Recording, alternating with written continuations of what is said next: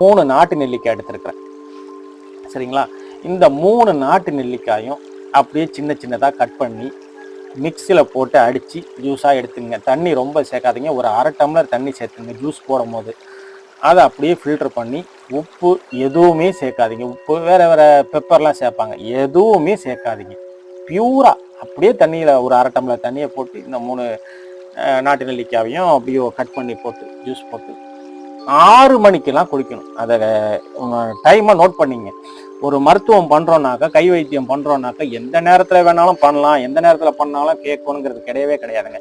பல பேர்களுக்கு இந்த வைத்திய முறைகள் எடுபடலைன்னா நேரம் தவறி செய்கிறது. நேரத்துக்கு எதை செய்யணுமோ அப்போ செஞ்சாதான் அந்த நேரத்துக்கு செஞ்சாதான் அந்த வைத்தியம் எடுபடும். அந்த மாதிரி இந்த நாட்டு நெல்லிக்காயை காலையில் 6 மணி அல்லது 7 மணிக்குள்ள 6 to 7க்குள்ள இந்த ஜூஸ் போட்டு குடிச்சிருங்க. அந்த மலச்சிக்கல் பிரச்சனை இருக்கிறவங்களுக்கு